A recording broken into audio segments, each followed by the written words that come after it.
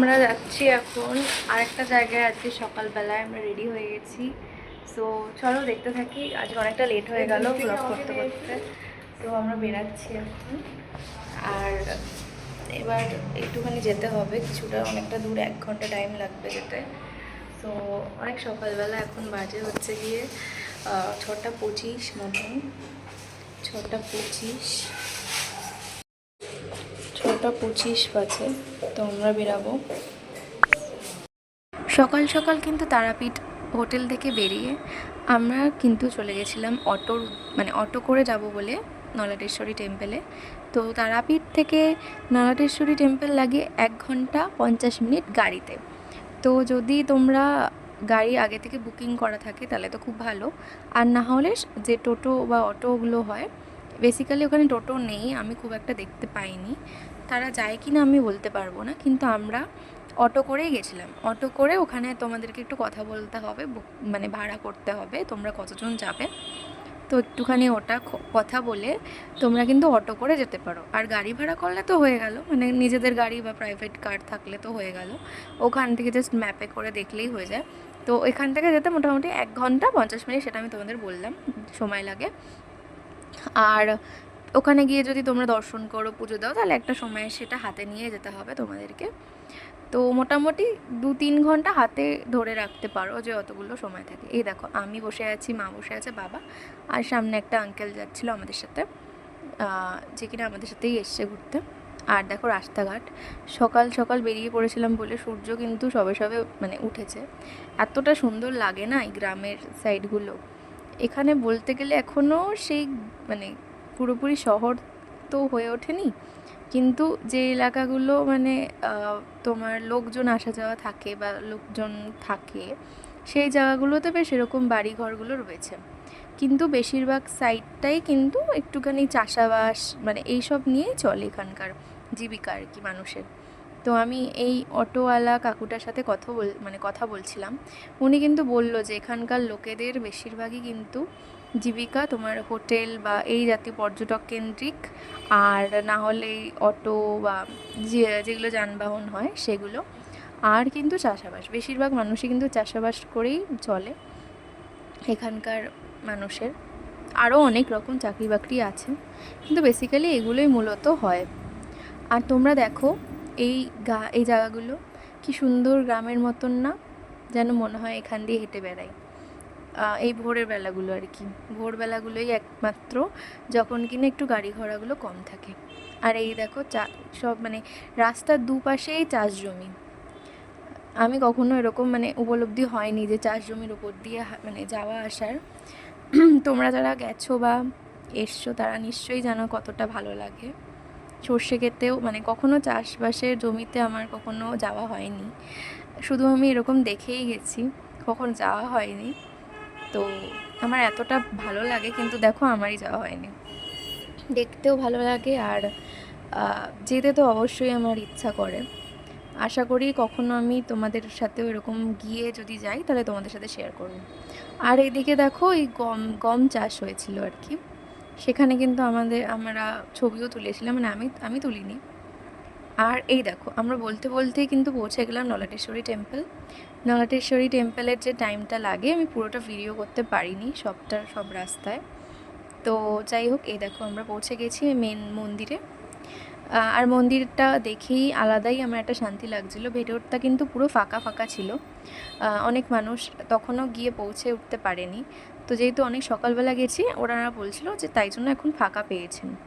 যাই হোক, তারপরে দেখো এই নাট মন্দিরটা, এখানে বসে থাকলেও যেন মনে হয় একটা শান্তি অনেকক্ষণ। আর এই উল্টো দিকে সব ডালার দোকান, প্রসাদ সামগ্রী যেগুলো হয় সেগুলো কিনতে তোমরা এখান থেকে পারবে। আর এই দেখো এখানে দান সংগ্রহ কাউন্টার আছে, এখানে তোমরা আশা করি কিছু মন্দিরের উদ্দেশ্যে যদি কিছু দিতে চাও তাহলে সেটা দিতে পারো।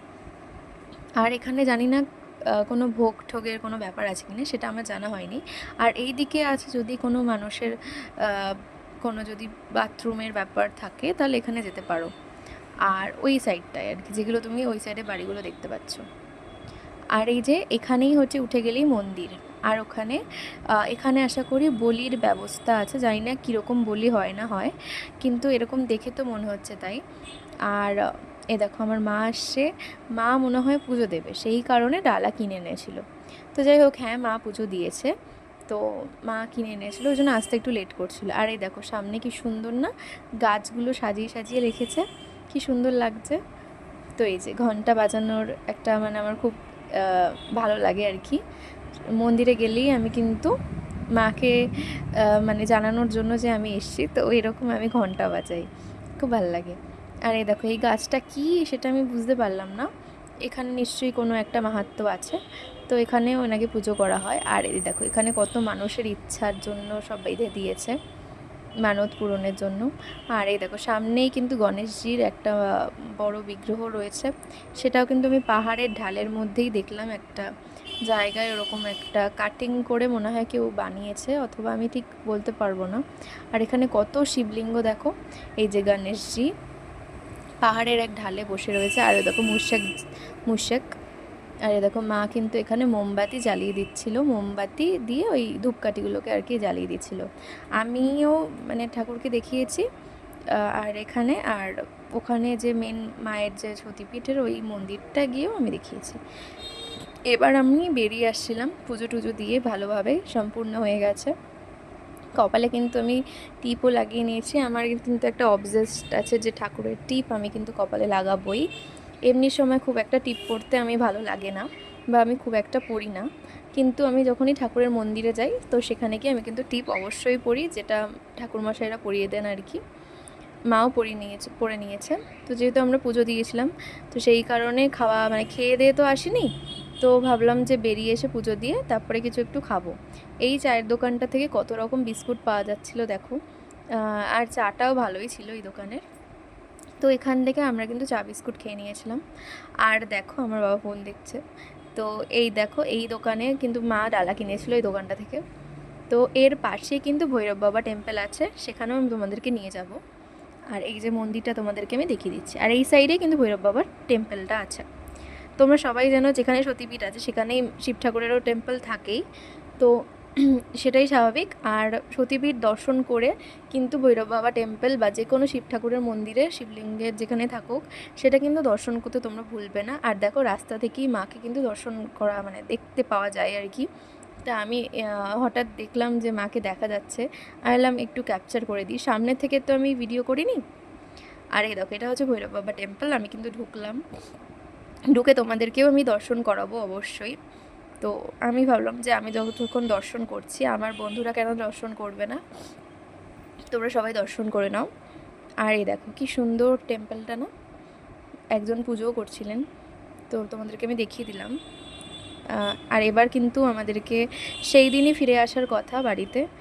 আমাদের যে ট্রেনটা ছিল সেটা হচ্ছে দুটো থেকেই আই গেস, আমার ঠিক টাইমটা মনে পড়ছে না। তখনই কিন্তু না সরি আড়াইটার সময় ট্রেন ছাড়বে আর কি। তো তার আগে আমাদের 1:30টার আগে আমরা পৌঁছে গেছিলাম স্টেশনে। আমাদের ট্রেনটার নাম হচ্ছে গিয়ে মা তারা এক্সপ্রেস আই গেস। তো ওই ট্রেনটা করে আমাদের ফেরার কথা। সকালবেলা একটু পরোটা খেতে ক্রেভিংস হচ্ছিলো, মা আর আমি পরোটা খেয়ে নিয়েছিলাম, বাবা কিন্তু মুড়ি আর চপ খেয়ে নিয়েছিল, ওটা বাবার ভালো লাগে। তো তোমাদের সাথে শেয়ার করে আমার অনেক ভালো লাগলো। Thanks for watching.